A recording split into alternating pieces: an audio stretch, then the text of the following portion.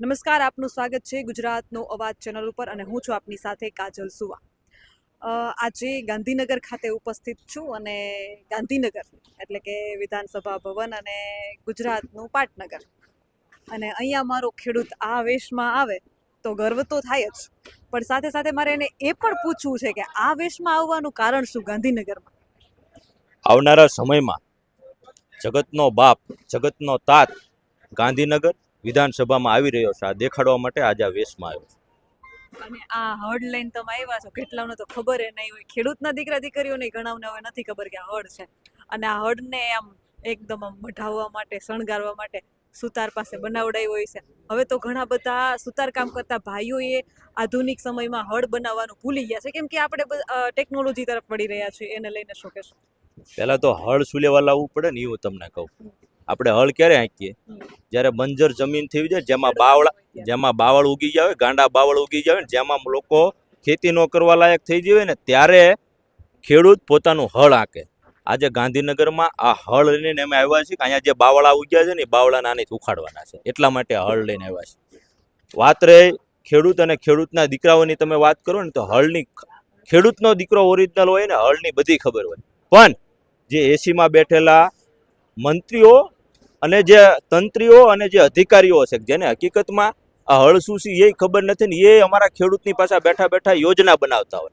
તો હું એને એ કહું કે આમાં કોશ આવે, કોશની સાથે પેગડું આવે, એની સાથે રાશ આવે, આ બધી તમને ખબર હોય તો આનું તમે આયોજન બનાવો, તો ખેડૂતને લાગુ પડે. આ તો એસીમાં બેઠા એ નથી ખબર કે હળ ક્યાં હાલે, અને તમે બેઠા બેઠા આયોજન બનાવો, તમે આખું બજેટ બનાવો, એમાં ખેડૂતલક્ષી તમે ક્યારેય બનાવવાના નથી. તમે દરેક વસ્તુ છે એ ઉદ્યોગપતિને લગતું બનાવવાનું છે. એટલે આજ હું હળ બતાવવા આવ્યો છું કે હવે જો હરખું નહીં કરો તો હળ જે છે એ અહીંયામાં આંકવા માટે આવે છે.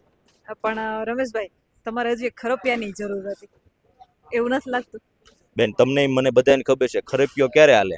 પહેલા હળ હાલે, હળ હાલ્યા બાદ આપણે જ્યારે રાપટો કાઢીએ ને, રપટામાં જ્યારે ઉપાડો ભરાય ને, પછી એને અધર કરીને આપણે કાઢવાનો હોય કે હવે આને ખરપિયો મારવાનો. આ હળ હાંકી પછી હું હે ને આખો રાપ હાંકી, અને રાપમાં જ્યારે ઉપાડો ભરાય ને ત્યારે હું પાછો ખરપિયો લઈને આવવાનો, એ તમને કહીને દઉં. તો ક્યારે આવવું છે ને કઈ રીતે આવશો ખરપિયો લઈને?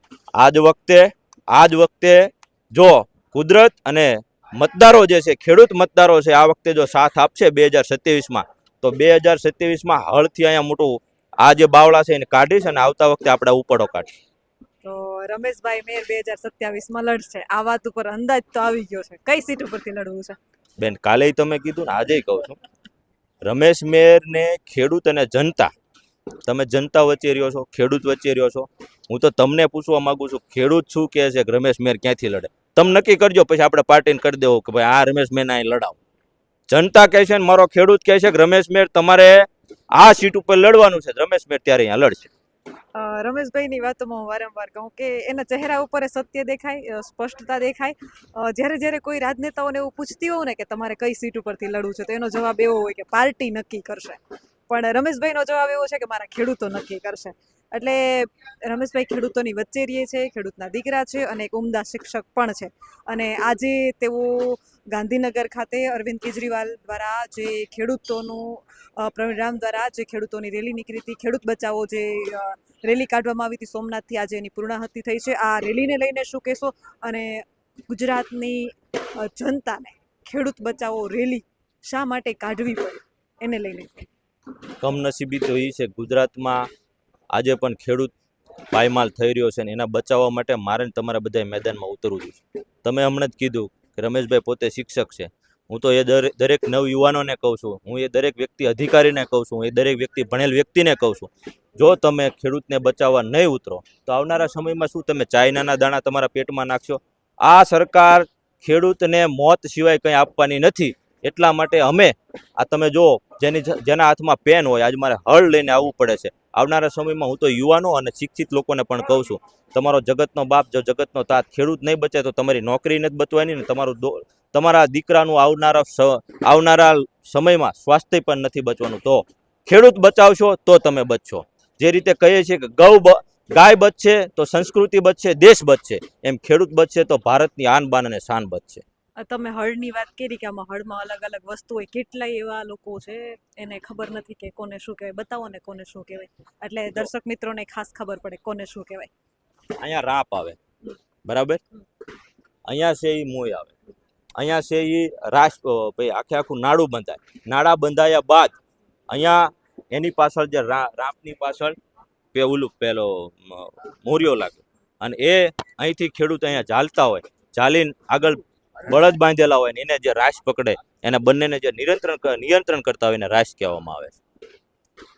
મારી કરતા તમને પણ ઘણી બધી ખબર છે, કાંઈક રહી ગયું હોય તો કહેવાની છૂટી છે. એમ પહેલો તો આનંદ મને એ છે કે આજે એક ખેડૂતની દીકરી આવી ઉમદા અને નીડર પત્રકાર થઈ છે ને, એટલે આજે આ સવાલ પૂછે છે. બાકી કોઈ પત્રકારને આમાં હળમાં રસ નથી. આ બેનને હળમાં રસ છે. શું લેવા કે એના બાપ દાદાએ આ હળથી ખેતી કરી અને આને જન્મ આપ્યો છે ને આને ઉછેરી છે. એટલે એક વખત કાજલબેન સુવા માટે જોરદાર, મને તો બહુ પ્રોડક્ટ થાય છે. અને આવી દીકરીઓ જ્યારે દેશમાં જન્મશે ને ત્યારે દેશના કિસાન ઉપર, દેશના ખેડૂત ઉપર ક્યારેય આંચ નહીં આવવા દે. કે ખેડૂતના જે સાચા પ્રશ્નો છે, ખેડૂતની જે હકીકતની જે પરિસ્થિતિ છે, આવી બહેનો, આવી આજે મહિલા દિવસ છે અને તમને મહિલા દિવસની ખૂબ ખૂબ શુભકામના. અને મને આમ કહેવાય ને કે એક આનંદ થાય છે કે આવી નીડર મહિલા સાથે આજે મને મળવાનો મોકો મળ્યો અને એમને અભિનંદન આપવાનો મોકો મળ્યો. આવનારા સમયમાં આવીને આવી નીડરતાથી લડતા રહો, બસ આવી જ આપની પાસે અપેક્ષા છે.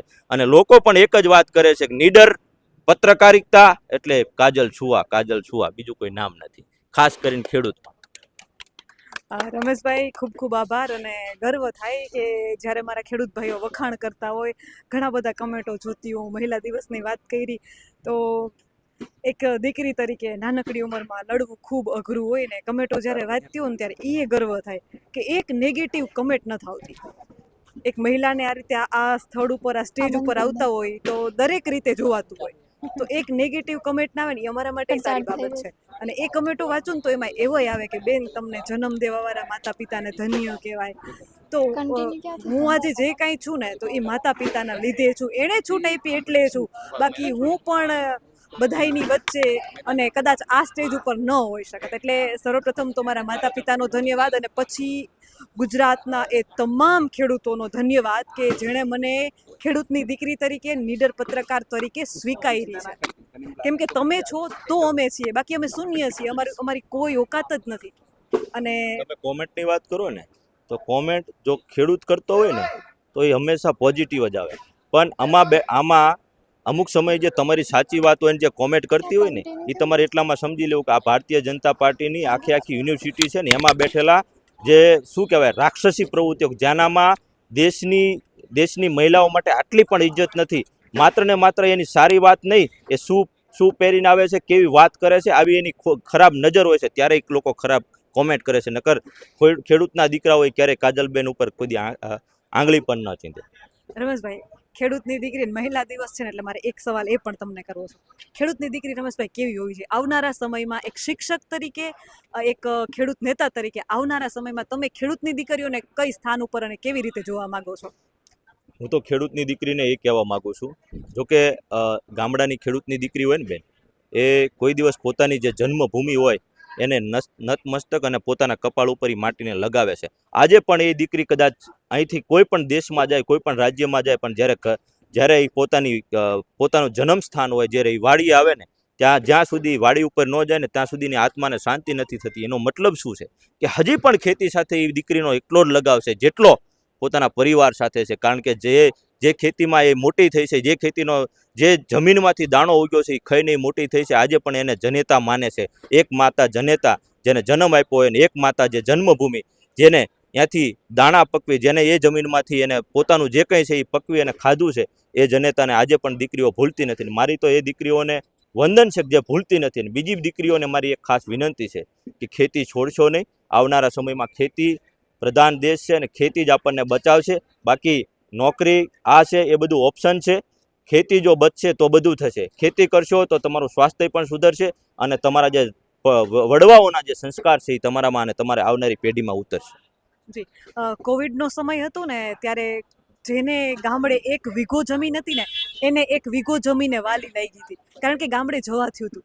એટલે ખેતી કરો કે ના કરો એ બીજા નંબરની વસ્તુ છે, પણ આવડવીને સૌથી મોટી જરૂરી વસ્તુ છે. કે કાલે કેવો સમય આવે, કહેવાય ને કે રામ જેવા સ્વામી તોય સુખડા ના પામી. માતા સીતાને રામ જેવા સ્વામી મળ્યા હતા તો પણ ક્યાંક ને ક્યાંક વનવાસ ભોગવવો પડ્યો હતો. જો ખેતી આવડતી હશે, કામ આવડતું હશે તો તમે ક્યાંય પાછા નહીં પડો.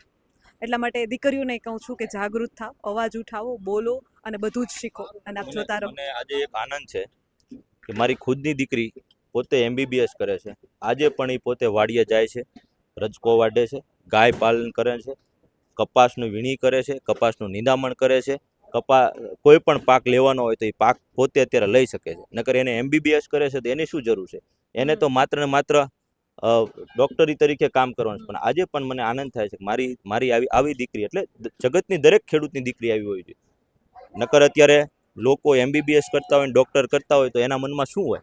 અને મારી દીકરીને હજી પણ સંસ્કાર છે. આવી દરેક દીકરીમાં, ખેડૂતની દીકરીમાં સંસ્કાર હોવો જોઈએ એવું હું માનું. રમેશભાઈ, અમારી સાથે જોડાવા બદલ આપનો ખૂબ ખૂબ આભાર. અને આપ સર્વે લોકોને કહેવા માંગુ છું કે ખેડૂતોની ખૂબ માંગ હતી કે બેન તમારું પોતાનું ચેનલ લઈને આવો, ખેડૂતો માટે અવાજ ઉઠાવો. તો ગુજરાતનું અવાજ એ આપણું પોતાનું ચેનલ છે, ખેડૂતોનું ચેનલ છે, ગુજરાતની જનતાનું ચેનલ છે. આશા રાખીએ છીએ કે ચેનલને સબસ્ક્રાઇબ કરી અને તમે વધુથી વધુ લોકો સુધી શેર કરશો. આપ જોતા રહો ગુજરાતનો અવાજ.